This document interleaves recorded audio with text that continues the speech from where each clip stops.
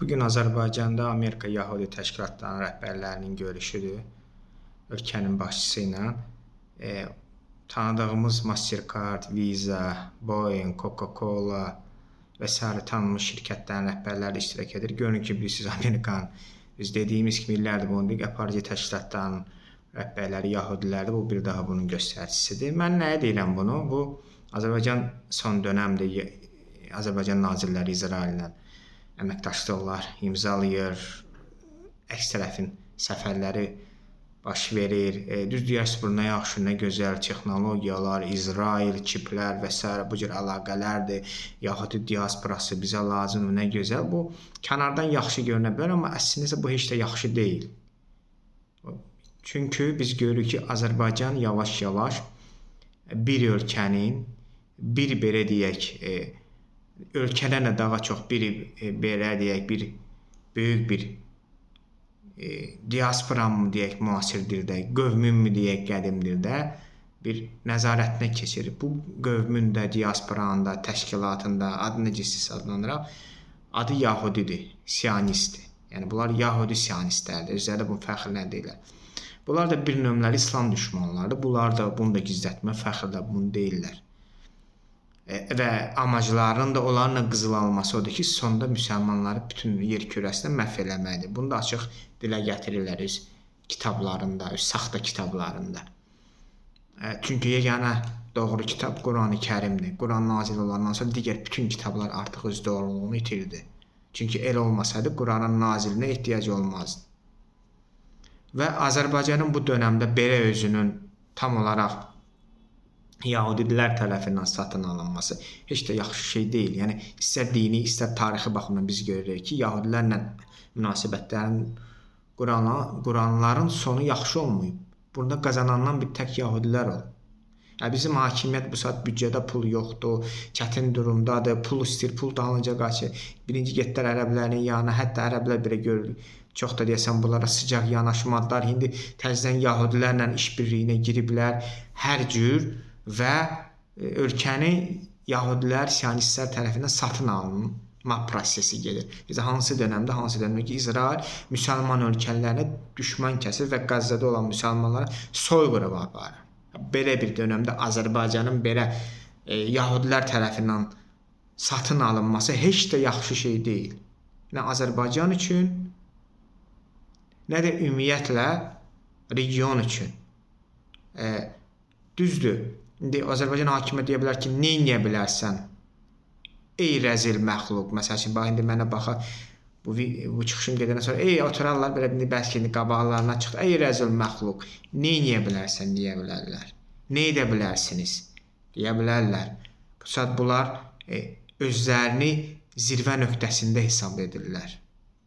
Amma mən də bunlara xatırladım ki, elə bütün imperiyalar, bütün hakimiyyətlər, bütün sülalələr, bütün dövlətlər elə çöküşü də zirvə nöqtəsindən başlayıb. Adi bir misal gətirib.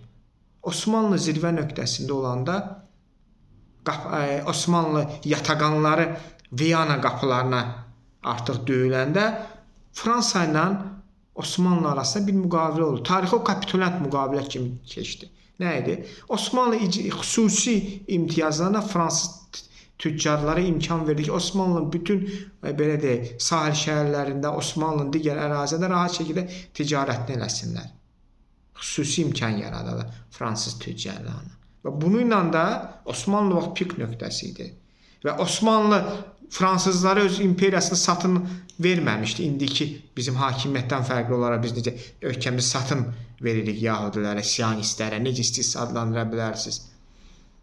Yahudi Siyonistlərə ən doğru söylə bu adlandırma budur. Yahudi Siyonistlər ya da Siyonist Yahudilər. Amma bu Osmanlının çöküşü ilə başladı. İkinci belə bir imperiya. Mən elə bir imperiyalar göstərirəm ki, Azərbaycan həmən o imperiyaların bir əyaləti olub. Sovetlər Birliyinin ən pik nöqtəsi vaxtı. O dilləri epoxa razvitova sosializma. Brejnevin dövrü. 1970-ci illər. Amma ondan sonra nə oldu? Ondan sonra cəmi bir neçə ildən sonra 10 il, 15 il civarında Sovetlər Birliyi dağıldı. Yəni hər bir pikin, hər bir zirvə nöqtəsinin bir çöküşü başlayır. Və ona görə qətiyyən Bizim bu çıxışlarımıza belə qulaq ardı baxmayın. Сквозь пальцы, сквозь ушей или сквозь еще чего-то. Baxmayın, lazım deyil. Və son da gedişatlar göstərdi ki, adi bir uşağın əlində bu boyda ölkə olaraq, bu boyda hakimiyyət olaraq aciz qalmağınız durumunu biz görüləndən sonra siz qətiyyən özünüzü belə ilah, Firavun kimi ilah zənn etməyin.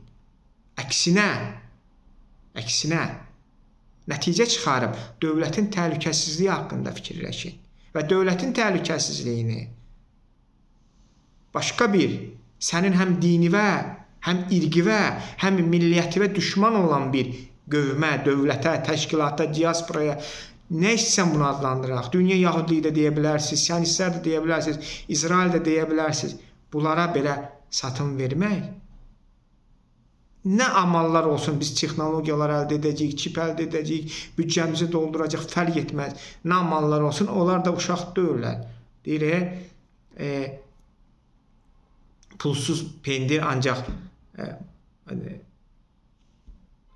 muşulovkada olar, yəni sıçan tələsində olar pulsuz pendir. Biz bunlara aldanıb, bu pulsuz pendirə aldanıb o tələyə düşməyək. Çünki dünyaya da baxsaq, yahudilər heç kəsə yalandan pul xərcləməyib, heç kəsin xeyrinə. Ancaq özləri bundan xeyir görüblər və əksinə pul xərclətdiklərini özlərindən asılı ediblər.